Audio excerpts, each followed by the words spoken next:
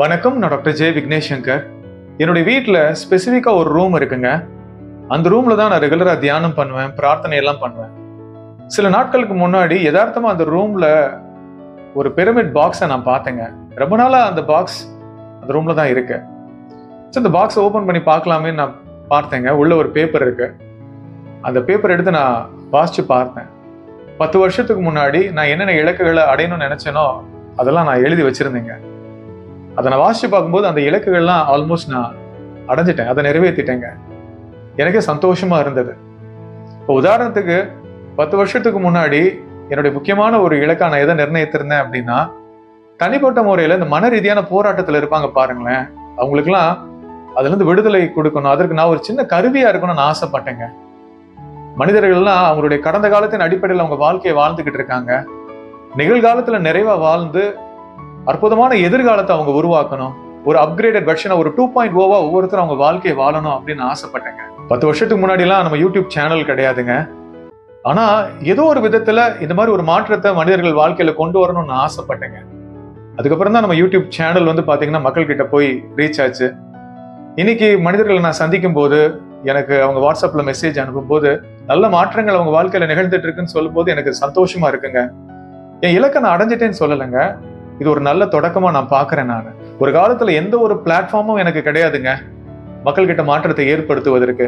இன்னைக்கு நம்ம YouTube channel மூலமாக ஆர்கானிக்கா நம்ம சேனல்ல வரக்கூடிய வீடியோஸ் நல்ல மாற்றங்கள் மக்கள் கிட்ட கொண்டு வருது அப்படின்னு நினைக்கும் போது எனக்கு ரொம்ப மகிழ்ச்சியா இருக்குங்க. நம்ம நாட்டுக்குள்ள மட்டும் கிடையாதுங்க, வெளிநாடுகளுக்கும் போய் மக்களுடைய மனதில மாற்றங்களை ஏற்படுத்தணும்னு நான் ஆசைப்பட்டேங்க. அந்த காரியங்கள்லாம் கூட இந்த 10 வருஷத்துல நிறைவேறி இருக்குன்னு சொல்லலாம். 10 வருஷத்துக்கு முன்னாடி நான் வாடகை வீட்டுல தாங்க இருந்தேன். எனக்குன்னு சொந்தமா ஒரு வீடு வேணும், அதுலயே ஒரு ஆபீஸ் இருக்கணும்னு நான் ஆசைப்பட்டேங்க. அது ஒரு இலக்கா நான் நிர்ணயித்தேங்க. இன்னைக்கு நான் சொந்த வீட்டுல தாங்க இருக்கேன், அங்கேயேதான் எனக்கு ஆபீஸும் இருக்கு. 10 வருஷத்துக்கு முன்னாடி ட்ரைனிங் எடுக்கிறதுக்காக மதுரையில இருந்து சென்னை, கோயம்புத்தூர் போன்ற இடங்களுக்கு ரெகுலரா நான் போயிட்டு வருவேங்க. அப்ப சின்ன கார் ஒண்ணு வச்சிருந்தேன் நானு. அந்த கார்ல பாத்தீங்கன்னா நிறைய ட்ரைனிங் மெட்டீரியல்ஸ் நான் எடுத்துட்டு போக முடியாதுங்க. ஏன்னா பயிற்சிக்காக நிறைய மெட்டீரியல்ஸ் நான் கொண்டு போற மாதிரி சூழ்நிலை எல்லாம் வரும். அந்த காரோட டிக்கி, அந்த பூட் ஸ்பேஸ் ரொம்ப சின்னதுங்க. அதனால நிறைய பொருட்கள் பாத்தீங்கன்னா நாங்க என்ன பண்ணுவோம்னா எங்க காலுக்கு அடியில வச்சுக்குவோம், எங்க மடியில வச்சுக்குவோம். அந்த பயணமே பாத்தீங்கன்னா ரொம்ப மன அழுத்தத்தை எங்களுக்கு கொடுக்குங்க. அப்பயே நான் முடிவு பண்ணேன், ஒரு பெரிய கார் வாங்கணும், அதுல பெரிய பூட் ஸ்பேஸ், அதாவது பெரிய டிக்கி இருக்கணும், பொருட்கள் எல்லாத்தையுமே டிக்கியில வச்சுட்டு நாங்க பீஸ்ஃபுல்லா பயிற்சி எடுக்க போகணும் அப்படின்னு நான் ஆசைப்பட்டேங்க. அது ஒரு இலக்கா கூட நான் நிர்ணயித்தேன். இன்னைக்கு பாத்தீங்க அப்படின்னா ஒரு பெரிய பூட் ஸ்பேஸ் இருக்கிற கார் நான் வாங்கியிருக்கேங்க. இப்பெல்லாம் பயிற்சிக்காக எங்க போனாலுமே எனக்கு மன அழுத்தம் கிடையாதுங்க. ஏன்னா அந்த பொருட்கள் எல்லாத்தையுமே பாத்தீங்கன்னா அந்த டிக்கில சேஃபா வச்சுட்டு நான் மன அமைதியோட அந்த பயிற்சி எடுக்க போவேங்க.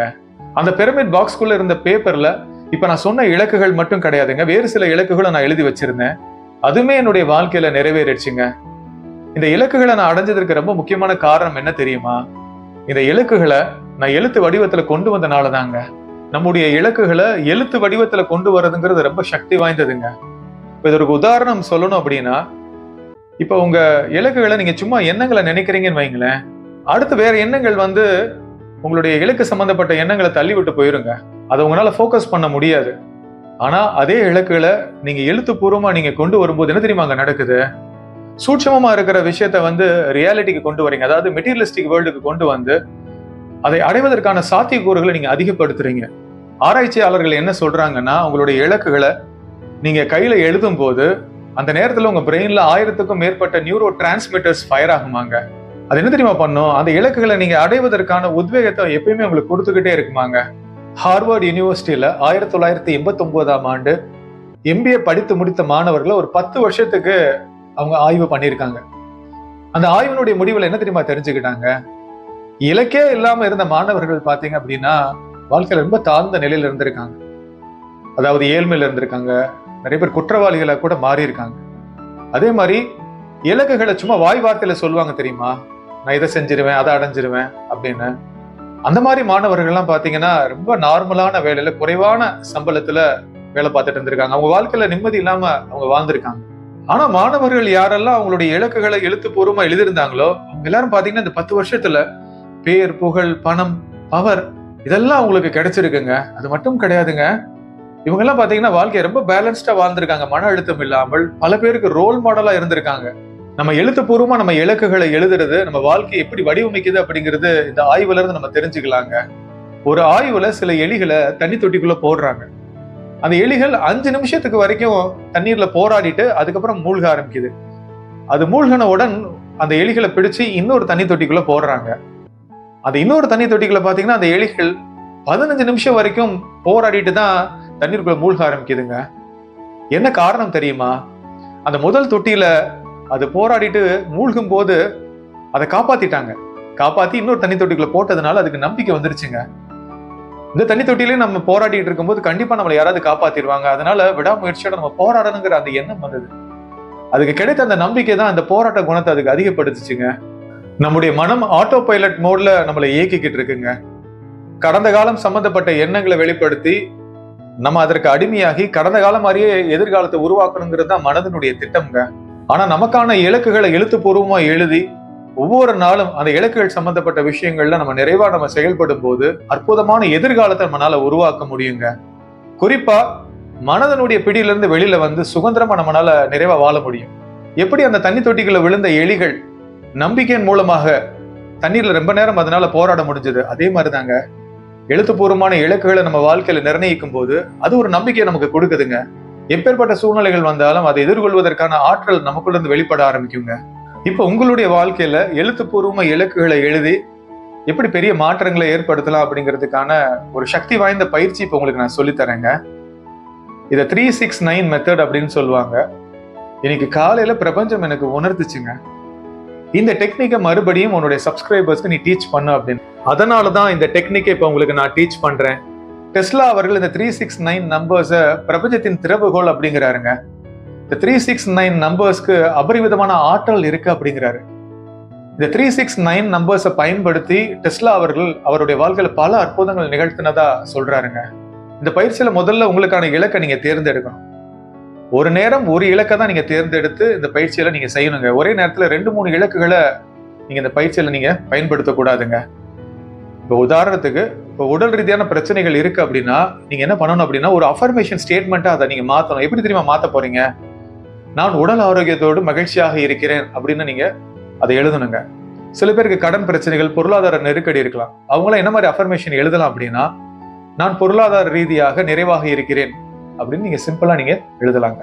சில பேர் அவங்களுடைய பிசினஸ்ல 50 லட்சம் தேவைப்படுது, இல்ல 1 கோடி ரூபாய் எனக்கு தேவைப்படுது அப்படின்னா அதை ஸ்பெசிபிக்கா குவான்டிடேட்டிவா மென்ஷன் பண்ணி அந்த அஃபர்மேஷன் எழுதுங்க. அது ஆல்ரெடி உங்களுக்கு கிடைச்ச மாதிரி நீங்க அந்த அஃபர்மேஷனை எழுதுங்க. அந்த 1 கோடி ரூபாய் எனக்கு கிடைத்ததற்கு நன்றி, இல்ல 50 லட்சம் ரூபாய் எனக்கு கிடைத்ததற்கு பிரபஞ்சத்துக்கு நன்றி அப்படின்னு கூட நீங்க எழுதலாம். உறவுகள் சார்ந்த பிரச்சனைகள் சில பேருக்கு இருக்குன்னா, நான் உறவுகளோடு ஆனந்தமாக இருக்கிறேன் நீங்க எழுதலாம். உங்க இலக்குகளை அடைஞ்ச மாதிரி நீங்க அந்த அஃபர்மேஷன் ஸ்டேட்மெண்ட்டை நீங்க எழுதணுங்க. இதுதான் ரொம்ப அவசியம்.